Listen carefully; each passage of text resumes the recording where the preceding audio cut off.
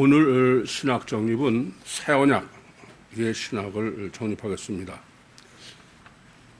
새 언약은 예레미야서 31장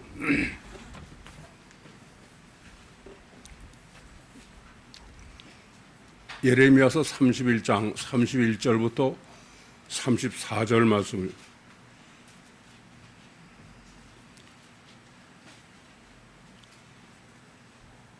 예레미야서 31장 31절부터 34절 말씀을 제가 봉독하겠습니다. 나 여호와가 말하노라. 보라, 날이 이르리니 내가 이스라엘 집과 유다 집에 새 언약을 세우리라. 나 여호와가 말하노라. 이 언약은 내가 그들의 열조의 손을 잡고 애굽 땅에서 인도하여 내던 날에 세운 것과 같지 아니할 것은 내가 그들의 하나님이 되었어도 남편이 되었어도 그들이 내 언약을 파하였음이니라. 나 여호와가 말하노라. 그러나 그날 후에 내가 이스라엘 집에 세울 언약은 이러하니 곧 내가 나의 법을 그들의 속에 두며 그 마음에 기록하여 나는 그들의 하나님이 되고 그들은 내 백성이 될 것이라. 그들이 다시는 각기 이웃과 형제를 가리켜 이르기를 너는 여호와를 알라 하지 아니하리니 이는 작은 자로부터 큰 자까지 다 나를 알미라. 내가 그들의 죄악을 사하고 다시는 그 죄를 기억지 아니하리라. 여호와의 말씀이다. 아멘.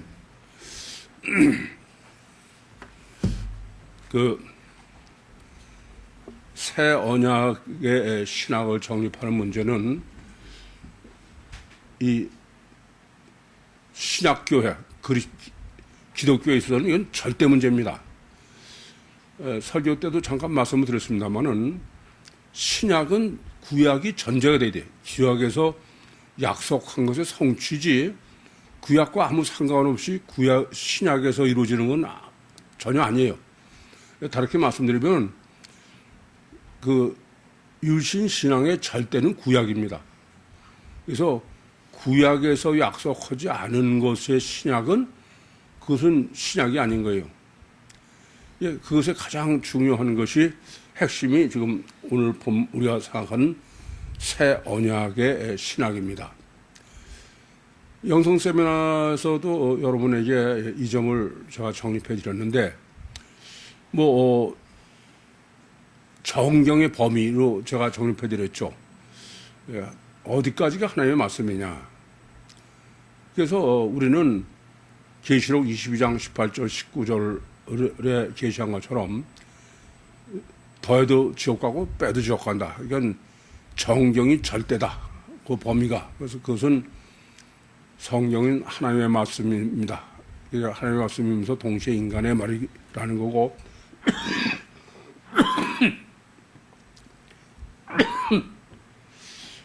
그것은 한자도 오류가 없다. 축자영감설. 예수님께서도 마태복음 5장 17절부터 18절에 1.1획도 다 이룬다. 이렇게 강조해 말씀드린 것과 마찬가지입니다. 근데 문제는 해석이다. 성경을 해석을 어떻게 하느냐가 문제다. 해석에는 분별력이 절대인데, 그런데 유대인들은 구약만이 정경이라고 여긴다. 그게 틀린 게 아니에요. 그건 이제 오늘 새 언약 때문에 말씀드리는 건데, 성경은 구약만이 하나님의 말씀이다. 그렇게 하기를 설정하기 위해서 하나님께서는 구약은 히브리어로 하고 신약은 헬라어로 하신 거야. 헬라어로 했다는 얘기는 엄밀하게는 구약에서 되지 않은 거는 신약은 아니다. 이런 얘기랑 마찬가지예요. 그래서 제가 그전에도 그런 말씀드려서 구약에서의 하나님의 약속이 신약에서 성취되는 것인데, 그렇다면은 구약은 틀림없이 유대인들에게 히브리어로 계시를 하셨으면 신약도 히브리어로 하셔야 되는데 왜 헬라어로 하셨느냐, 이방인 언어로 하셨느냐. 그게 제가 또 가지고 있는 엄청난 숙제였었는데, 사도행전 21장을 정립하면서 하나님이 왜 헬라어로 하셨는지를 정립하게 됐다. 그래서 여러분도 꽤 정립해서 알고 계신 것입니다. 문제는 이렇게 우선 구약부터 확실히 해야 되는 거예요. 예, 구약이 확실하지 않으면은 구약이 근거로 해서 구약에서 약속한 걸 신약에서 성취하는 것이 새 언약의 의미인데, 구약이 확실하지 않으면은 신약도 확실하지 않죠. 먼저 구약이 확실해야 된다. 그런데 문제는 방금 말씀드렸지만 성경의 절대적 주인은 유대인이고, 유대인들이 하나님이 계시해 주신 성경은 원칙적으로 구약입니다. 그래서 율법과 선지자 39권이지 신약 27권은 아니다. 그게 1차적인 명확한 성경적 기준이어야 돼요. 그런데 구약은 구약으로서 완성이 아니라는 것을 이제 증명하는 게 어려운 거예요.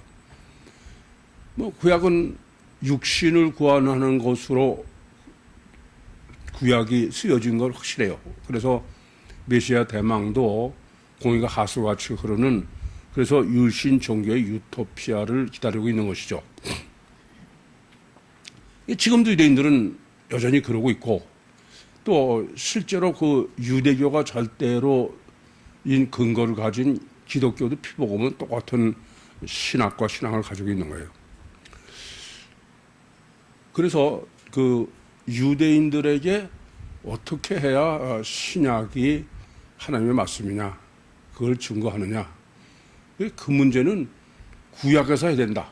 왜 구약에서 증거를 해야지, 구약은 놔두고 신약만 가지고선 하나님 말씀입니다, 믿어라, 이렇게 하는 건 그건 애야 성경 신학을 모르는 사람이에요. 예, 하나님은 구약이 그냥 절대로 해놓으셨기 때문에 모든 근거는, 기준은 구약부터 시작해야 되는 거예요. 그래서 우리가 오늘 같이 상고하게 되는 예레미야서 31장 31절부터 34절의 해석이 절대로 중요한 것입니다. 유대인들이 새 언약이라는 것에 대한 개념이 내가 너의 열전에 손을 잡고 애굽에서 나올 때에 너희와 세운 언약, 그것은 1차적으로 율법이다. 그건 십계명이요, 모세오경이요, 선지서다. 구약 전체다. 그렇게 말씀드렸어요. 근데 그것을 하나님께서는 구약 전체의 새 언약이라고 그러기 위해서 누구한테 계시했다고요? 예레미야한테. 그 점을 명확하게 하셔야 돼. 그게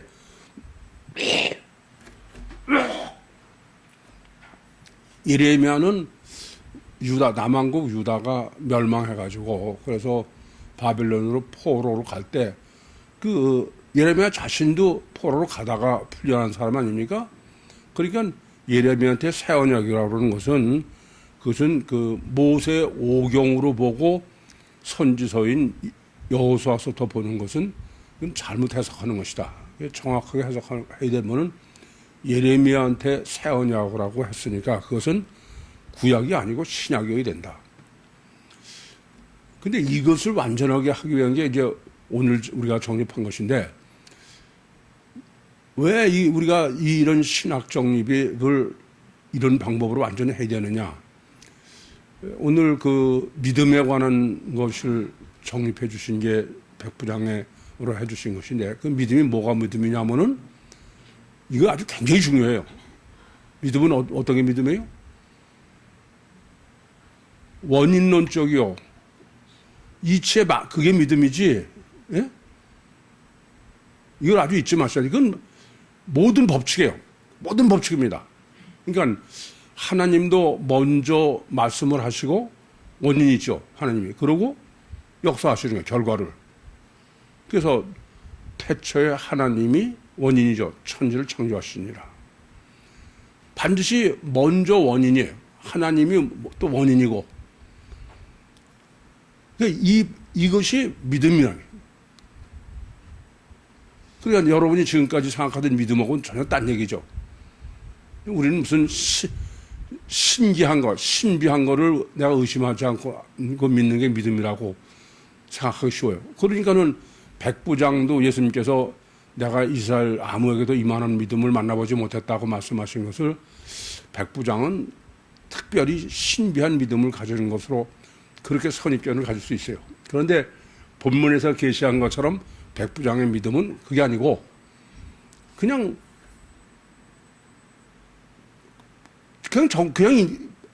원리대로 우리가 이성적으로 다 가지고 유지하는 게 그게 믿음인 거야. 이것이 왜 이렇게 중요하냐면요. 이것은 모든 것의 결정이 믿음인데 그 믿음이 하나님에 대한 믿음도 똑같아. 하나님의 믿음도 인과율의 법칙으로 하나님을 믿는 거예요. 보이지 않는 하나님을. 또 성경도 먼저 반드시 하나님은 먼저 말씀을 하시고 그 말씀의 성취로 역사를 하세요. 그러니까 인과율의 법칙에 완전히 일치하는 거죠. 그래야 믿음이에요. 마찬가지로 성경도 구약에서 먼저 약속을 하고 그 성취가 돼야 완전한 믿음이요, 완전한 성경이다 이겁니다. 이게 가장 그 신약의 완전성으로 계시하는 방법이 하신 게 뭐냐면 구약에서 약속하시고 그 성취요.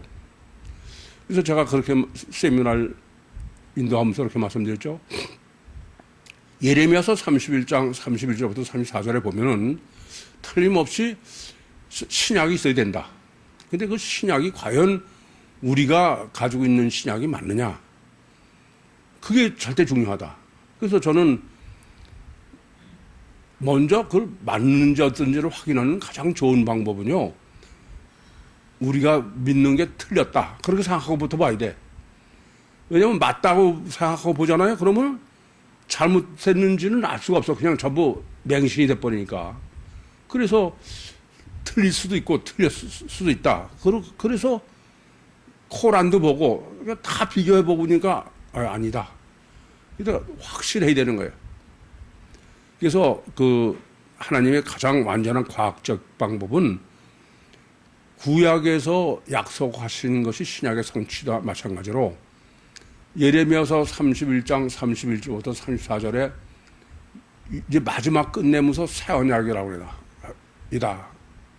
그러면 그것은 첫째는 과거는 아니고 미래여야 되는데 미래에 과연 그 신약 성경 우리 27권이 정말 구약에서 약속하신 그 약속의 성취냐. 그래서 약속의 성취라면 그건 완전한 거죠. 그래서 이런 정립이 또 왜 이렇게 중요하냐면요. 저는 제 생각엔 그래. 우리 교인들이 아마 지구상에서 성경을 가장 하나님의 말씀으로 믿는 교인들이라고 저는 생각해.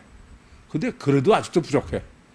이건 아주 확실하게 점점 얼마나 그것에 확신이 있느냐만큼 틀려져요. 이게 확신이 나는 확신한다 그래도 어떤 사람은 확신의 농도가 1g밖에 안 되는 사람도 있고 1kg 사람도 있죠. 근데 그건 천지 차이죠. 그러려면은 이런 것을 전부 다 확인해서 확증해 두는 문제는 절대로 중요하다. 그래서 그 신약에서도 히브리서 8장 8절부터 12절까지 이 예레미야서 31장 31절부터 34절을 증거하고 있는데 그건 여전히 제가 보면 유대교를 벗어나지 못하고 있어. 그 증거한 게. 왜 그러냐면은 임마누엘을 모르기 때문에. 서신서의 가장 문제는 임마누엘을 몰라요. 그러니까는 성령도 그냥 감동 주고 무슨 이런 쪽이고 능력으로 하는 쪽이지 구원론하고 상관이 없어. 그러니까 참 서신서는 이래저래 배제하길 잘한 거죠.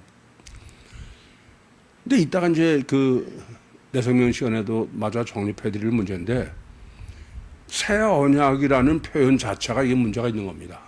왜 그러냐면은 구약에는 하나님이 새로운 약속을 하신 경우가 여러 번 있어요. 가사 노아의 홍수 후에 다시 이제 또 약속을 하시는 거야. 그 외에도 몇 번 있어요. 근데도 한 번도 새 언약이라는 말은 쓰지 않아요. 그 새 언약이라는 말은 예레미야서 31장 31절에만 썼다. 그렇게 보시면 돼. 이건 보통 강조법이 아니죠. 그럼 왜 이게 꼭 새 언약이 되느냐? 그냥 다른 데처럼 내가 이제 또 너희와 언약을 세운다든지 약속한다든지 그러시지 않고, 이게 오늘 백부장의 신학을 정립함으로써 거의 뭐 아직도 100%라고 할 수 없지만 그렇게 100%에 가깝게 정립할 수 있겠다. 어쨌든 지금 오늘 본문이 그 마태복음 8장 1절부터 17절이 중요한 것은, 이것은 지금 이 복음서, 우리에게는 외다리 헬라어 복음서는 예레미야서 31장 31절부터 34절에 하나님께서 미리 약속하신 것에 대한 완전한 성취가 주님의 공생의 사역이다. 그걸 강조하느라고 1절부터 17절은 예레미야서 31장 31절부터 34절의 성취를 먼저 그 공생의 사역의 서론으로 설정해 놓으셨다. 그렇게 이해해야 그 다음에 실제 사역의 해석이 올바로 될 수 있다. 그래서 엄밀하게 그 마태복음 지금 8장의 구조는 8장 1절부터 17절까지는 엄밀하게는 사역이라고 해석하는 것보다 뭐라고요? 하나님의 설정으로. 아시겠죠? 그래서 이제 새 언약의 신학인데, 이 지금 8장 1절부터 17절을 이렇게 복음서, 주님의 공생의 사역의 서론으로 설정해놨다는 것을 먼저 그걸 깨닫지 못하면은 예레미야서 31장 31절부터 34절의 성취로 해석이 전혀 불가능해요. 그러니까 예레미야서 31장의 약속을 성취하신 것을 강조하려고 일부러 그걸 그냥 주님의 공생의 사역으로 해석하지 못하도록 1절부터 17절을 설정해 놓으신 것이다. 첫 번부터 문둥병도 마찬가지입니다. 문둥병도 그 마가복음에도 마태복음에도 다 기록되어 있는데 그건 틀려요. 지금 마태복음에서는 마태복음은 산상복음하고 내려서 첫 번째로 하신 것이 문둥병이고, 문둥병은 어떻게 해석하도록 설정해 놓으신 거냐면, 만약에 문둥병을 첫 번째로 안 하시거나 또는 거기 포함되지 않았으면 예레미야서 31장의 새 언약의 성취로 그 마태복음 8장 1절부터 17절을 해석은 그건 불가능한 거예요. 그런데 그것을 완벽하게 일치하도록 설정해 놓으셨기 때문에 우리가 이것을 그 예레미야서 31장에서 새 언약을 성취가 바로 주님의 공생의 사역이다. 그렇게 볼 수밖에 없도록 설정해 놓으신 것이다. 그래서 6월절의 이 신유 사역, 주님의 안수 문제는 그 문둥병의 신유는 구약이지 신약이 아니다. 그건 문둥병 1절부터 4절에 이미 했죠. 주님께서 고쳐주셔서 우선 손을 대서, 문병 자체로는 손을 대서 고치셨다는 것은 그건 구약에서는 보이도록 하지 않으면 주님이 하신 걸 모른다, 그런 얘기가 되죠. 그래서 그것은 우리 구약이라는 것은 예레미야서 31장 31절과 32절에 내가 너의 열조의 손을 잡고 애굽에서 나왔다. 그래서 남편이다. 그것은 임마누엘까지 정립하면은 무슨 의미인지 알죠? 하나님이 어디서 역사하셨다? 몸 밖에서. 그것이 32절이다. 그렇게 구원하셨다 그래요. 그게 구약 출애굽의 구원은 그럼 뭐냐면은 6월절에 인방과 설주에 피를 발라서 출애굽을 하죠. 아시겠어요? 그렇지 않습니까? 근데 그 피를 바른다는 것은 피는 죄를 대신하는 속죄하는, 그래서 예수 보혈도 속죄로 대속으로 해석하는 걸 뭐 당연히 그래야 되는 것입니다만은, 그런데 그것을 이제 예레미야서 31장 32절에 내 열조의 손을 잡고 나왔다. 그것을 하나님이 손을 잡고 나온 것을 예수님이 지금 문둥병에 손으로 안수하셔서 낫게 하시고, 그것은 바로 구약이다. 죄 사함을 위한. 그래서 이방 죄인의 대속의 구원. 그렇기 때문에 그것은 주님이 오신 사명, 주님 이 땅에 오셔서 사역하시는 것은 피복음처럼 우리의 자범죄를 대속해서 오신 게 목적이 아니다. 그래서 그건 함구령을 내렸다. 함구령을 내렸다는 말 자체는 그것은 구약이다 이거죠. 그 예레미야서 31장 32절에 그 성취를 지금 문둥병으로부터 시작하셨다. 그 다음에 중풍병자의 이제 중풍병자는 물론 지금 뭐 임마누엘을 감당하지 못하겠다. 그렇죠. 임마누엘은 벌써 성령으로만 임마누엘 할 수 있는 거지 하나님의 성령으로는 불가능한 거 아닙니까? 그것을 백부장을 통해서 지금 그 보혜사 성령 임마누엘 신학을 정립해 주시는 겁니다. 그 대신 말로만 해달라. 말로 하면 낫겠다. 그 말은 그 예레미야서 31장 32절에 남편이 되었어도 여호와의 법을 파했다. 그래서 우리 마음에다 법을 둔다. 로고스죠. 말씀으로만 하는. 그것의 성취를 지금 백부장으로 그 중풍병으로 설정해 주신 것이다. 중풍병은 설계에서 정리해 드린 것처럼 원인에서 하는 거예요. 사실 그 문둥병은 어떻게 해서 어디서 하셔서 됐다. 그렇게 실제로 얘기할 수가 없죠. 그렇지 않습니까? 물론 그 레위기 13장의 문둥병에 대한 자세한 기록을 때문에 나는 부정하다, 정하다 그러니까는 그렇게 해석을 하셨지만 성경은 직접적으로 그게 어디서 어떻게 했다라는 얘기는 없는 거예요. 그런데 중풍병은 확실한 거죠. 원인처에서 그것을 지금 백부장을 분리해놨다. 백부장은 겉사람이고 속은 종이라고 그래서 중풍병이어서 집에 누워있다.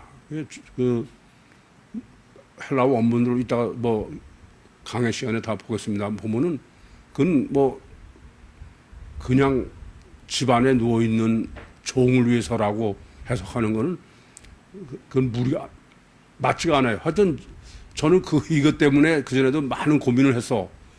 백부장이 실제로 종 하나 때문에 더군다나 지금 뭐 엄밀하게 말하면 이 백부장은 예수를 믿는 지금 본문에서는 설정되어 있을까 그렇지만은 자기가 지배하고 있는 그 식민 지배 피지배이냐 거기다 대고선 뭐 나는 우리 집에 들어오는 거 감당하지 못하겠습니다. 뭐 이런 얘기는 실제로는 그건 있을 수 없는 얘기죠. 엄밀하게는. 물론 그 누가복음처럼 이 사람이 이제 하나님을 믿고 유대교인이 되고 그러면 그럴 수 있죠. 그러나 본문에서는 전혀 그냥 자연인 그 로마 백부장으로 설정된 거니까. 그래서 말씀으로만 하시라. 그게 이제 어떻게 그 성취를 마태복음 5장 17절부터 20절이에요. 마태복음 5장 17절에서 20절은 어떤 겁니까? 율법에서는 살인하지 마라, 간음하지 마라. 그렇죠? 실제 종교적 죄야. 근데 그거를 말씀으로 그걸 어떻게 바꿨어요? 우리 속에서 고착으로, 살인은 고착으로, 간음은 영리로. 이해되시죠? 무슨 말씀인지? 그러니까 구약에서는 행위로 살인하지 마라, 간음하지 마라, 도둑질하지 마라, 그런 것이 실제는 우리 심령 속에서 영적 문제다. 그게 살인죄는 고차이고 간음죄는 영리로 스칸달리저로 한 거 아닙니까? 이해돼요? 그러니까 그것을 본문에서는 중풍병으로 한 거야. 더 확실하게 말씀으로 중풍병을 고친다니까 말씀이 영으로, 영적 관계로 속에 들어와서 그런 게 살인은 고착으로, 간음은 영리로. 그렇게 종교는 오히려 그러니까 더 고착이다, 영적으로는. 이게 구약에서 육으로 계시한 것을 신약에서는 그게 원래는 영을 육으로 했기 때문에 육을 도로 영으로 한다. 그게 주님께서 마태복음 5장에서 5장 17절에서 20절에 하신 건데, 그것이 지금 이제 신유사역에도 똑같은 거죠. 그것을 지금 중풍병에서, 중풍병은 말씀으로만 하십시오. 그 말은 속에 영으로, 육을 영으로 그렇게 성취한 것이 예레미야서 31장 33절을 중풍병으로 본문에서는 성취된 신약을, 새 언약을 성취한 것으로. 그리고 이제 세 번째가 열병이에요. 열병은 숙제내드렸죠? 예, 말씀만 하십시오. 나는 들어오심을 감당하지 못하겠습니다. 그렇죠? 그런데 그것을 이제 예레미야서 31장의 성취로 보시면은 열병이 이번에는 임마누엘을 볼 수 있어야 돼. 그러니까 들어오시는 것을 감당하게 된 거죠. 그러려면은 들어오시는 게 뭐여야 돼요? 보혜사 성령이죠. 그렇지 않고는 임마누엘이 안 되는 거 아닙니까? 그것을 지금 14절과 15절에 성취를 해 놓으신 것이다. 그러면서 베드로 장모의 열병을 고치러 들어가셔서 어떻게 했어요? 장모의 손을 만지시는 거야. 아시겠죠? 그렇게 해서 임마누엘을 완전히 성취한 건. 그것은 예레미야서 31장 34절에는 작은 자로부터 큰 자까지 다 나를 안다 이겁니다. 뭐 가르쳐주지 않으면 안다 이거예요. 그럼 하나님은 어떻게 하면 안다고요? 성령이 안에, 하나님이 안에 계셔야만 하는 거야. 임마누엘을 열병으로. 그러면은 작은 자부터 큰 자까지 다 하나님을 안다. 모든 죄를 다 사해주신다. 그러고서 이제 16절부터 17절이죠. 17절은 귀신을 쫓아내는 거예요. 왜 임마누엘에서 해야 돼요? 원죄구원이야, 마귀. 이해되시죠? 그러면은 이제 중요한 것은, 이것은 여러분이 이제 뭐 몇 번 다 읽어보시면 충분히 제가 보면 정립할 수 있어. 근데 중요한 거는 지금 일부러 제가 미리 다 정립해주고 그런 거는 이 마태복음의 구조입니다. 마태복음의 구조를 어떻게 하냐면은 산상복음은 아주 새 창조다. 그렇게 지난번에 말씀 정리해드렸죠. 그게 마태복음 7장 28절 29절에 산상복음을 다 듣고 나서 얘기해요. 그러고도 또 지금 공생의 사역을 시작하면서 다시 또 사역 전체의 서론으로 예레미야서로 한 거예요. 이만큼 실제로 그 유대인들이 신약 성경을 잘 믿지 못하는 만큼 무슨 아주 철저하게 지금 주님의 공생의 사역은 하나님께서 창초서부터 약속하신 완전한 성취다. 여러분도 그 확신이 있어야 이후의 해석이 뭐 괜히 어설프게 하거나 그렇지 않은 거예요. 완전하게 해야지. 이해되시죠? 본문 보겠습니다.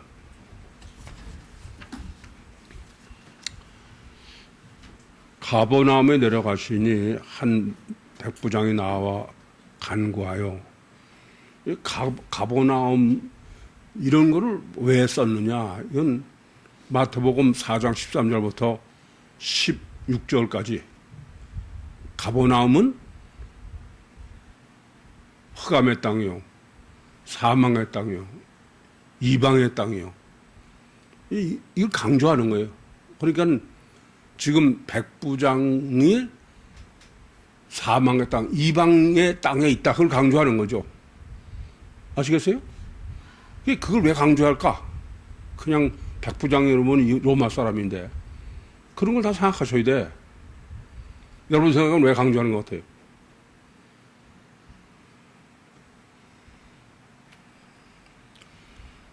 그래서 가버나움에 들어가셨다는 거야. 에이세르 코마이. 그것은 이 성육신 하신 의미예요. 속으로 들어가셨다 이런 거니까 가버나움. 그러니까 다르게 말씀드리면은 마귀, 원죄 이 세상은 다 그렇죠. 예, 구원하러 오신 그런 얘기죠. 그리고 이제 백부장을 강조하는 거예요. 백부장은 뭐 로마 이방인의 군인 아닙니까? 그게 쫄다고 아니라 장교야. 사실 100명을 거느린다고 그러지만 그 근처에서는 다 이 사람이 최왕이야. 뭐 소대장 정도가 아니에요. 이게 군인 중에도 백부장으로 설정하는 거야. 그냥 군인도 아니고. 왜 그래요? 군인을 강조하면서도 육을 꽤 자랑할 만한 사람이죠. 무슨 말씀 이해됩니까? 그러면서 생날탱이다 그렇게 말씀드리는 거는 누가복음 7장에서는 유대교인의 이미 또 사도행전 10장의 그 고넬료도 사실상 유대교인입니다. 하나님한테 뭐 기도하고 뭐 유대인하고 교제가 많고. 근데 본문은 그런 말이 하나도 없어요. 그거는 이 백부장은 이방인이고 생날탱이고 백치고 그런 거지 유대교의 티끌만치도 때가 묻지 않은 사람이다. 이해되시죠? 무슨 말인지? 백치다 그런 의미죠. 가로되 주여 내 하인이 중풍병으로 집에 누워 몹시 괴로워하나이다. 우선 이 이후는 또 말씀드리면 이건 하나님의 설정이지 이게 뭐 신학자들처럼 말이야 이게 뭐 말이 되느냐 안 되느냐 이런 얘기하면 안 돼. 이것은 일부러 지금 그 예레미야서 31장의 성취로 그걸 지금 강조하느라고 전부 설정해 놓으신 거예요. 이해되시죠? 뿐만 아니라 네 복음서는 기록 목적이 다 다르다. 그래서 누가복음에서의 기록과 본문에서의 기록은 틀리다. 본문은 설정으로 봐야 되는 게 가장 정확하다고 그랬어요. 그러면서 주여 그러는 거야. 이게 우리는 아무래도 읽지만 백부장이 지금 식민지에 있는 와서 아마 나이로 봐도 백부장이 나이가 더 많을 거예요. 30여서밖에 안 된 예수님한테 주여 그렇게 설정하는 거는 이건 뭐 다르게 설명할 수가 없어. 유대인 로마 장교가 다른 식민지한테 주여라고 그러면 그건 큰일 나는 문제야. 사실은 무슨 말인지 아시겠어요? 그건 큰일 나요. 마치 교도관이 죄수들한테 주여 그러는 거랑 똑같은 거지. 그건 상상도 할 수 없는 거야. 여전히 설정으로 봐야 된다. 그리고 내 하인이라는 거예요. 호파이스인데 이건 하인이라고 뭐 둘로스라고도 할 수 있고 여러 가지인데 이건 단어가 뭐냐가 중요한 것보다 이 백부장이 이 하인이든 누가 됐든 간에 그래서 그전에는 이게 하인이라고 번역됐지만 내가 볼 때는 자기 아들이다 그랬어요. 근데 이게 아들을 또 하인이라고 그럴 수가 있느냐. 그것도 문제가 된 거야. 근데 이제 이번에는 다 명확하게 해석할 수 있다고 여겨져요. 그래서 이것은 지금 아까도 말씀드린 대로 예레미야서 31장의 성취로 보시면은 지금 이 백부장은 이중체를 지금 분해해서 해놓은 거다. 이제 육체소녀 가시의 결과로는 백부장이고 속의 주체는 마귀고 중풍병이고 그 주체가 중풍병이면 주님한테 주여할 수 있죠. 마귀분 이해되죠? 무슨 말씀이지? 그렇게 이해해야 된다. 그리고 중풍병으로 집에 누워 있다. 집이 지금 사실은 집의 겉이 백부장이고 집의 속이 하인이고 중풍병이고 중추신경이고 마귀고 이해되시죠? 이게 누워 있다는 게 바로야. 뭐 그냥 누워 있는 게 아니죠. 뭐 버려진 상태 이런 거죠. 내가 가서 고쳐주리라. 에르코마이. 이것은 주님이 성육신해서 이 땅에 육신을 구하러, 주님은 이 땅에 틀림없이 육신을 구하러 오셔서, 근데 육신이 어디냐가 중요한 거죠. 이해되시죠? 무슨 말씀인지? 그게 지금 이게 이중체로 설정을 해놓고 주체가 영이요, 중풍병의 마귀라는 것은 원죄 구원을 말씀하려고 그러는 것이다. 이 고쳐주다는 지금 테라피예요. 치료해 주는 거죠. 육체를 치료해 주는 거지. 깨끗하다라는 게 아니다. 그러니까 깨끗하다, 카다르토스로 하면은 그것은 문둥병이 돼. 백부장이 대답하여 가로되 주여 내 집에 들어오심을 나는 감당치 못하겠사오니 다만 말씀만 하옵소서. 그리하면 내 종이 낫겠사옵나이다. 들어오심을 감당하지 못한다. 그게 히카노스 스테고라는 건데 자기는 감당할 능력이 안 된다. 도저히 그건 못하겠습니다. 이런 얘기죠. 그게 뭐 그냥 인간적으로 만약에 유대인과의 관계다 그러면 그건 설명이 불가능한 거예요. 그러니까 이건 마치 이런 거나 마찬가지입니다. 침례 요한이 내 뒤에 오시는 이는 나보다 능력이 많아서 나는 그의 신들매를 풀기도 감당치 못하겠다. 그런 의미나 마찬가지야.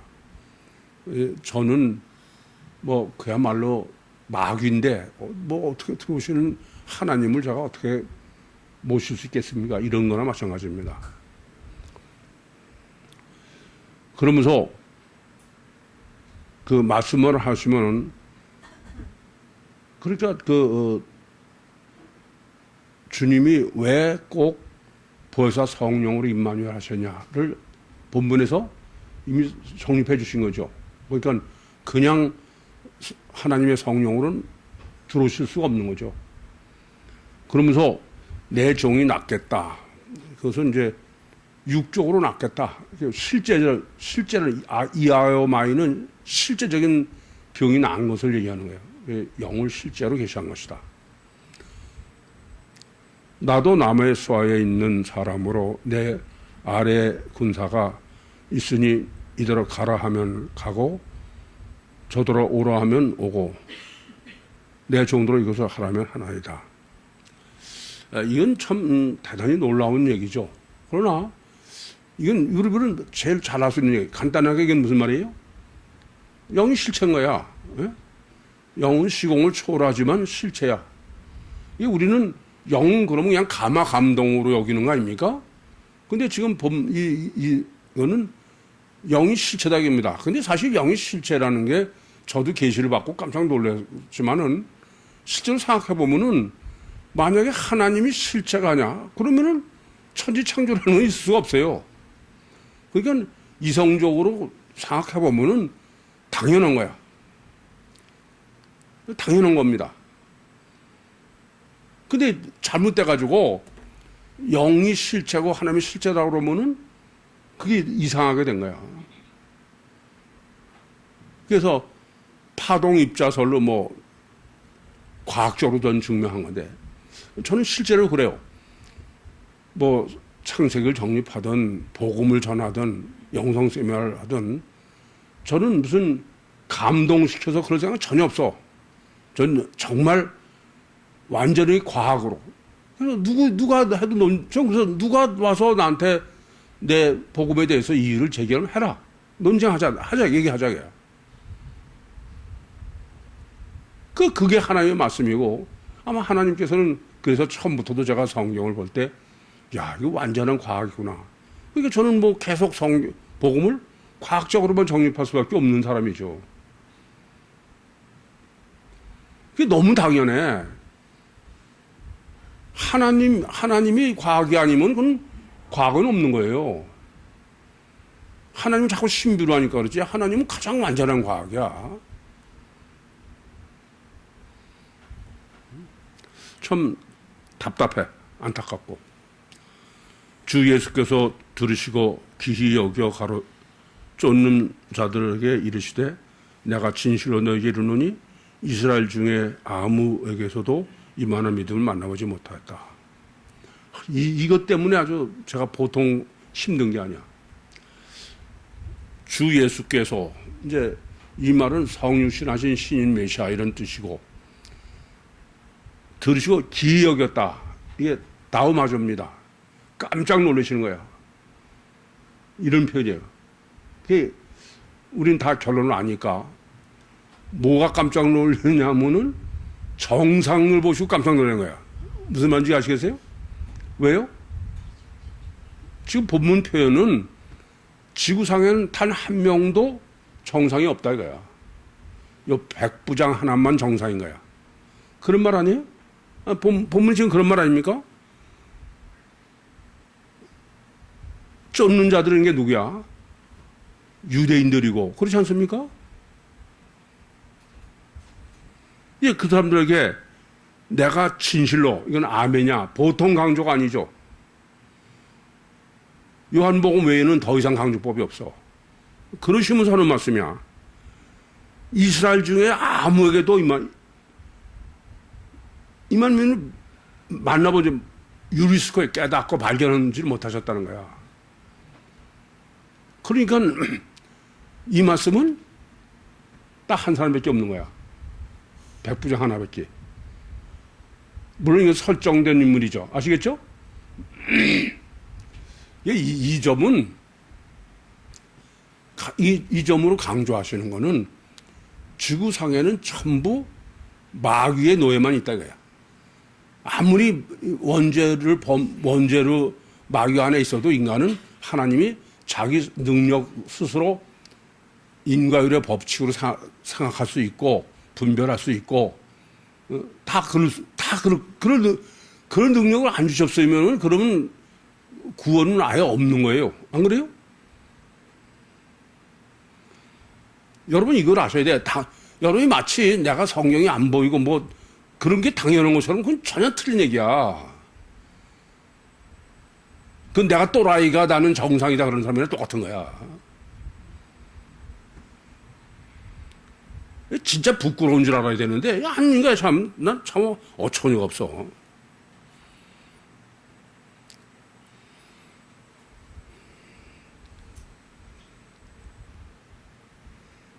이만한 믿음을 만나본 적이 없다. 유리스크예요. 발견하지 못했다 이게요. 이제 여기까지 오시면은 지금 백부장은 누구로 설정한지 아시죠? 창세기 49장부터 설정하신 거야.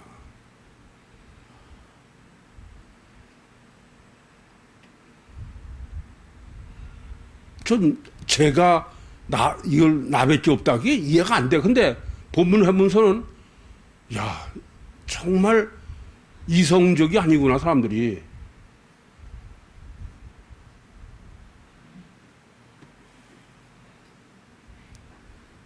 이거는요, 우리는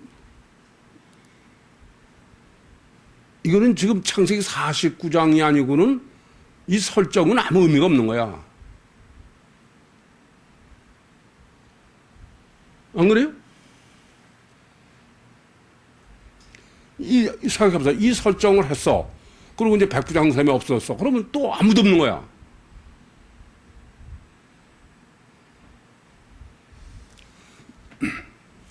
또 너에게 이르노니 동서로부터 많은 사람이 이르러 아브라함과 이삭과 야곱과 함께 천국에 앉으려니와 이건 설교에서 다 정리해 줬는데 나라의 본 자손들은 바깥 어두대 쫓겨나서 거기서 울며 이를 갈미 있으리라. 이게 보통 어려운 문제가 아니야. 설교에서 서론에서 말씀드렸지만 이스라엘 집에 잃어버린 양 외에는 난 보내심을 받지 않았다. 그러셨는데 지금 이스라엘은 하나도 없다는 거야. 그럼 결국은 참 복음은 어디서 해야 된다는 거예요. 이걸 다른 데서 지금 설정해 주신 게 아니야. 공생의 사역의 서론에서 예레미야서 31장 31절에서 34절의 성취로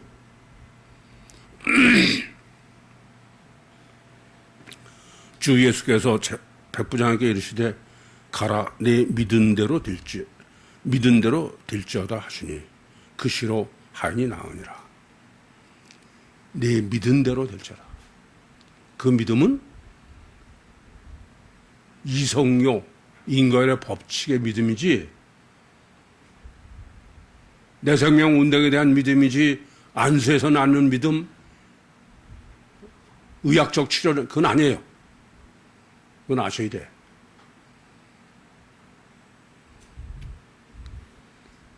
정말 주기도 부인을 내 생명으로 하는 거는 이건 더 이상 이 일을 제기할 수 없을 줄 알아. 완전한 과학이요 신학이야. 그래서 계속 말씀드린 거야.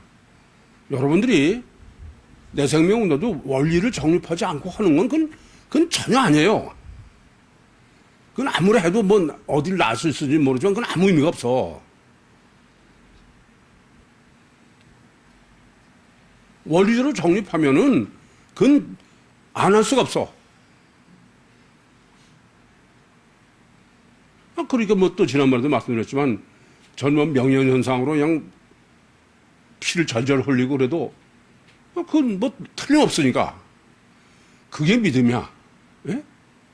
뭐 보고선 황소 뒷걸음질하다 아멘 믿어. 그건 믿음 아니에요. 원인론적으로 정립된 것에 확신을 갖는 거는 그거는 어떤 경우도 안 흔들려.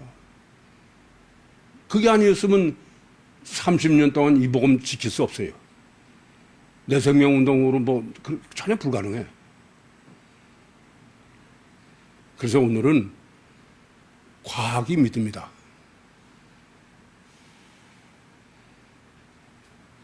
그냥 뭐 보고선 느끼고 그런 거 그건 믿음이 아니에요. 그건 하나님 믿는 믿음이 아니야. 보이지 않는 원인을 믿는 믿음은 인과율의 법칙으로 완전히 정립된 믿음이에요. 믿음이야. 그래서 아까 설교의 결론에도 말씀드렸지만 열심히 믿음이 아니에요. 분별력이 믿음이야. 이성이 믿음이야. 과학이 믿음이야. 질문 있습니까? 마치겠습니다.